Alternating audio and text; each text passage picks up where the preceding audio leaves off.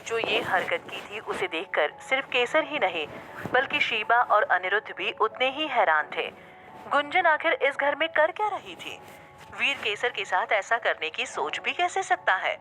वो अभी अभी इतने बड़े हादसे से गुजरी है और 10 दिन बाद घर लौटकर क्या देख रही है कि वीर ने उस लड़की को घर बुला रखा है जिसके साथ पूरे जोधपुर में उसके अफेयर होने की अफवाह है, जिसके सामने ऑफिस में वो न जाने कितनी बार केसर की इंसल्ट कर चुका है और उसके अंदर इनसिक्योरिटी पैदा करने की कोशिश कर चुका है। केसर ने कनखियों से वीर को देखा। वो बिल्कुल शांत और नॉर्मल खड़ा था, जैसे कुछ हुआ ही ना हो, और गुंजन के यहाँ होने में उसे कुछ भी गलत ना दिखाई दे रहा हो। अनिरुद्ध का तो खून खौलने लगा था और वो वीर को टोकने जा ही रहा था कि केसर ने पूरे माहौल को संभालते हुए आगे बड़े सोचे समझे अंदाज में गुंजन से कहा, thank you so much Gunjan, अच्छा लगा तुम्हें मेरे घर में देखकर, पर मुझे और भी अच्छा लगता अगर तुम मुझसे मिलने हॉस्पिटल आती। क्यों नहीं आई? हाँ, वीर ने तुम्हें रोक दिया था क्या? गुंजन ने बड़ी नजाकत के साथ कहा, केसर मैम, आपको आइडिया भी नहीं है कि मेरा कितना मन था कि मैं आपको हॉस्पिटल में आकर इस हालत में मेरा मतलब है कि आपका हाल चाल जानने के लिए आती, पर वीर सर भी ना, इन्होंने मुझे तो क्या पूरे ऑफिस को मना कर दिया था कि हम लोग हॉस्पिटल आकर आपको परेशान ना करें। मुझे तो लगा था कि आपका कोई छोटा सा एक्सीडेंट हुआ है, बट अब आपको देखकर लग रहा है कि आपकी हालत काफी खराब हुई होगी। आप भी ना वीर सर, आपने मुझे बताया क्यों नहीं कि केसर मैम को इतनी चोट लगी है? वीर ने चिढ़ते हुए कहा, कम ऑन गुंजन, तुम बार बार भूल जाती हो क्या? टाइम कहाँ था मेरे पास कुछ भी बताने के लिए? पहले तो केसर का एक्सीडेंट हुआ, फिर इनकी मॉम ने मुझे जेल पहुंचा दिया और उसके बाद मैं एक अच्छे हस्बैंड की तरह इनका ख्याल रख रहा था। मुझे मौका कहाँ मिला कि मैं 2 मिनट का सुकून पाकर तुम्हें सब बता सकूं। Anyway, chill. काफी बहादुर है तुम्हारी केसर मैम, इतनी कि इस हालत में भी घर आने को तैयार नहीं थी, कहीं और ही जाने का सोच रही थी। अब ये छोड़ो और बताओ कि सारे अरेंजमेंट्स हो गए ना? जो मैंने तुमसे कहा था वो सब हो गया है ना? वीर की तानों की तरकारी में डूबी हुई बातें सुनकर न सिर्फ सबको गुस्सा आ रहा था बल्कि उन्हें इस बात पर ताज्जुब भी हो रहा था कि वीर को बिल्कुल भी शर्म नहीं आ रही थी कि वो गुंजन से ऐसे बात कर रहा था जैसे घर की मालकिन वो है, केसर तो कहीं है ही नहीं। गुंजन ने कमरों की तरफ इशारा करते हुए वीर से कहा, यस सर, सब कर दिया है मैंने, आपने जैसा मुझसे कहा था बिल्कुल वैसा ही। केसर मैम का सारा सामान आपके कमरे से शिफ्ट करके नीचे स्टडी के साथ वाले कमरे में सेट कर दिया है और साथ ही साथ वहाँ एक और इंसान के रहने का भी सामान रख दिया है। आफ्टर ऑल शीबा मैम केसर मैम के नए कमरे में उनके साथ जो रहेंगी, केसर मैम की दवाइयों और उनके डॉक्टर्स के साथ अपॉइंटमेंट्स की डेट्स एक चार्ट पर लिखकर ड्रेसिंग टेबल पर लगा दी है। आपका कमरा बिल्कुल वैसे सेट कर दिया है जैसे तब था जब आप बैचलर थे। मुझे तो पता ही है कि आप कैसे रहते थे। और फाइनली मैंने अपने सुपरविजन में केसर मैम के लिए मटर पनीर, उड़द की दाल, पुलाव और जीरे आलू की सब्जी बनवा दी है। मेरे टेस्ट के हिसाब से है, पर आई एम श्योर कि केसर मैम को पसंद आएगा। इस पर वीर ने खुश होते हुए कहा, सुपर्ब, थैंक्स गुंजन, मुझे पता था कि अगर केसर के अलावा कोई घर सेट कर सकता है तो बस तुम हो।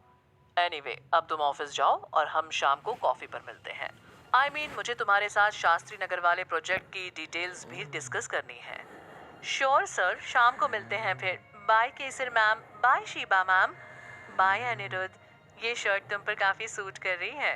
अनिरुद्ध ने मुंह बनाते हुए कहा, आखिरी बार देख लो इस शर्ट को, मुझे नहीं लगता कि मैं इसे अब दोबारा कभी पहनूंगा। गुंजन ने अनिरुद्ध को शरारत से देखा और फिर बड़ी अदा से अपने बाल झटकती हुई मतवाले चाल चलती हुई वो बंगले से चली गई।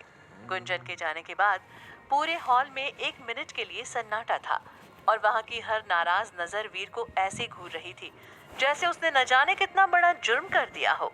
वीर ने सबकी नजरों की धार देखी और फिर बड़ी लापरवाही से कहा, व्हाट, तुम सब मुझे ऐसे क्या घूर रहे हो? कुछ गलत कर दिया क्या मैंने? वीर की ये जुर्रत देखकर सबसे पहले केसर ही भड़की।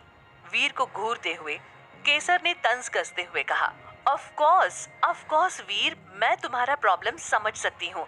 बहुत नासमझ और मासूम हो ना तुम। इसलिए तुम्हें अभी तक समझ ही नहीं आया होगा कि आखिर तुमने गलती की क्या है। कोई बात नहीं, मैं तुम्हारी बीवी हूँ और वक्त आने पर तुम्हारे लिए चीजें आसान करना मेरा फर्ज है। इसलिए मैं तुम्हें 2.5 मिनट के अंदर अंदर एक्सप्लेन कर देती हूँ कि तुमने क्या गलत किया है। तुम गुंजन को इस घर में ले आए, जिसके साथ तुम्हारा क्या रिश्ता है ये पूरा जोधपुर जानता है।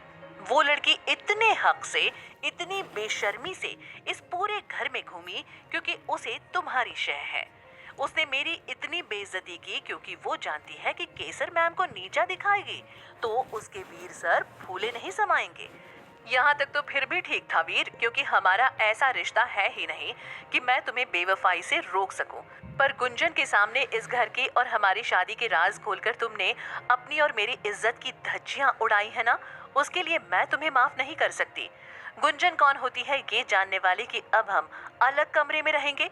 वो होती कौन है तुम्हारे रूम से मेरा सामान निकाल कर उसे अपने हिसाब से नए कमरे में सेट करने वाली। कोई हक नहीं है उसे मेरे घर की किसी भी चीज को हाथ लगाने का। तुम्हें अंदाजा भी है कि गुंजन के सामने तुमने आज सिर्फ मुझे ही नहीं पूरे प्रताप खानदान को कितना नीचा दिखाया है। वीर हमारे बीच जो है सो है, पर पूरी दुनिया में उसका इस तरह तमाशा बनाने का क्या मतलब है। केसर वीर पर अंगारे बरसा रही थी और वो बहुत ही नॉर्मल तरीके से उसकी बातें सुन भी रहा था, पर आज उसके चेहरे पर न गुस्सा था और न ही नाराजगी। ऐसा लग रहा था जैसे केसर की बात वो सिर्फ लिहाज के लिए सुन रहा है, उन सब बातों का उस पर कोई असर नहीं हो रहा। जब केसर अपने मन की भड़ास निकाल चुकी तो वीर ने अनिरुद्ध और शीबा को देखा, जो उसे ऐसे देख रहे थे जैसे वो धीरे धीरे एक ऐसा इंसान बन रहा है जिसे वो जानते ही नहीं। वीर ने सामने टेबल पर रखे फ्रूट बास्केट से एक सेब उठाया और उसने उन दोनों से कहा, वेल, तुम दोनों क्यों चुप हो? मेरी पत्नी जी ने डायलॉग्स की बहार लगा दी और तुम दोनों ऐसे ही खड़े हो, कोई रिएक्शन नहीं, कोई ताना नहीं। क्यों? अनिरुद्ध, तुमने तो गुंजन को लास्ट ईयर डेट भी किया था। क्या तुम्हें गुस्सा नहीं आया उसे मेरी गुलामी करते हुए देखकर? या उसके शर्ट वाले कॉम्प्लीमेंट से पिघल गए तुम? और तुम शीबा, तुम तो हमारे ग्रुप की संस्कार क्वीन हो, कोई भी गलत बात बर्दाश्त नहीं करती, तो अब चुप क्यों खड़ी हो? आई एम श्योर कि गुंजन को इस घर की मालकिन का रोल प्ले करते हुए देखकर तुम्हें कोई खुशी नहीं हुई होगी। कुछ तो बोलो यार शीबा। ये सुनकर शीबा ने अपने गुस्से को काबू में करते हुए कहा, वीर, अगर तुमने ये हरकत कुछ दिन पहले की होती तो मैं जरूर तुमसे कुछ कहती। केसर के हक के लिए, उसकी इज्जत के लिए तुमसे लड़ती, तुम्हें समझाने की कोशिश करती। पर अब मैं जहां से देख रही हूँ, तुम ताने मारकर या समझाकर सुधारने वाली स्टेज से बहुत आगे जा चुके हो। तुम्हें खुद नहीं पता कि तुम क्या कर रहे हो और क्यों कर रहे हो। अब तो तुम्हारा जुनून ये भी नहीं है कि तुम केसर से रेशम की मौत का बदला लो। तुम्हारा जुनून ये है कि तुम कुछ तो ऐसा कर सको जिससे तुम्हारा दर्द कम हो जाए, तुम्हारे जख्म नासूर बनने से बच जाएं। इसलिए वीर, एज ऑफ नाउ मुझे तुमसे कुछ नहीं कहना यार। मैं अपने और केसर के रूम में फ्रेश होने जा रही हूँ। मुझे भूख लगी है और मैं अब सिर्फ खाना खाकर आराम करना चाहती हूँ। चलो केसर। शीबा ने केसर को उसके कंधे से संभाला और उसे नीचे वाले कमरे की तरफ ले गई। केसर ने बस एक बार वीर को ऐसी घायल नजर से देखा जो सीधे वीर के दिल में तीर की तरह लगी।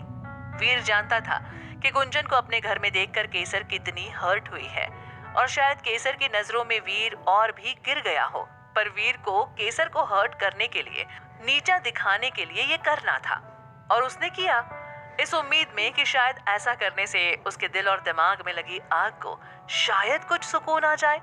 पर सुकून तो अभी भी वीर से मीलों दूर था। शीबा और केसर अंदर चली गईं और अनिरुद्ध बिना वीर से कुछ कहे पलटकर घर से बाहर जाने लगा। वीर ने पीछे से अनिरुद्ध के कंधे पर हाथ रखा और कहा, ऐसे ही चले जाओगे क्या अनिरुद्ध, बिना कुछ बोले? अनिरुद्ध ने शांत रहते हुए कहा, लेट मी गो वीर, मेरे कुछ भी बोलने की कोई जरूरत नहीं है अब। जो कुछ तुम सुनने के लायक थे वो तुम केसर और शीबा के मुंह से सुन चुके हो और मैं पहले ही तुम्हें हॉस्पिटल में इमोशन में आकर काफी कुछ सुना चुका हूँ यार। अब मैं फिर कुछ बोलूं और फिर मुझे अफसोस हो, मुझे वो हालात पैदा ही नहीं करने यार। चलता हूँ अब, अगर कभी मन हुआ तो फिर आऊंगा। वीर ने पूछा, तो तुम्हें क्या लगता है कि मैंने जो किया वो गलत किया? वीर, तुम सही और गलत की डेफिनेशन के काफी पार हो चुके हो। पहले तुम्हें लगता था कि तुम ये सब केसर से बदला लेने के लिए कर रहे हो, पर अब तुम्हें इस बदले के खेल में मजा आने लगा है। क्योंकि ये जो पकड़म पकड़ाई का खेल चल रहा है ना, तुम्हारे और केसर के बीच, ये तुम्हें रोज सुबह उठने और जीने की वजह दे रहा है। पर इसका अंजाम क्या होगा मुझे नहीं पता। बट तुमने जो आज किया है उसे लेकर मैं गुस्सा जरूर हूँ, पर नाराज नहीं, क्योंकि मैं जानता हूँ कि तुमने केसर के साथ ये पूरा गुंजन वाला ड्रामा क्यों किया है। वीर ने हैरान होते हुए कहा। मैं समझा नहीं कि तुम क्या कहने की कोशिश कर रहे हो अनिरुद्ध। कोशिश नहीं कर रहा वीर, साफ साफ कह रहा हूँ। गुंजन को घर बुलाना, घर की बागडोर उसके हाथ में देना, केसर के सामने उसे कहे अनकहे इस घर की मालकिन होने का दर्जा देना, ये तुमने इसलिए किया है क्योंकि तुम इस बात को बर्दाश्त नहीं कर पा रहे कि केसर कुछ ही दिनों में तुमसे दूर चली जाएगी। तुम उसे ये जताना चाहते हो कि तुम्हें कोई फर्क नहीं पड़ता कि वो कहाँ जा रही है, क्योंकि तुम्हारे पास ऑलरेडी रिप्लेसमेंट है। वीर, ये हरकत तुमने केसर से इस बात का बदला लेने के लिए नहीं की क्योंकि वो रेशम की खूनी है। तुमने ये हरकत इसलिए की है क्योंकि तुम्हारा दिल इस बात को एक्सेप्ट करने को तैयार नहीं है कि केसर तुमसे अलग हो सकती है। ये बदला नहीं, प्यार है वीर। अनिरुद्ध की बात वीर के अभिमान पर एक जोरदार तमाचे की तरह पड़ी थी। वो अनिरुद्ध को ऐसे देख रहा था जैसे उसने उसकी कोई चोरी पकड़ ली हो। क्या कहेगा वीर अनिरुद्ध से? क्या अनिरुद्ध सही कह रहा है? क्या केसर को भी इस बात का एहसास होगा कि गुंजन सिर्फ वीर के लिए अपनी चोट जाहिर करने का बहाना है? ये जानने के लिए जुड़े रहिए केसर और वीर की कहानी के साथ। रिस्क है बट इश्क है में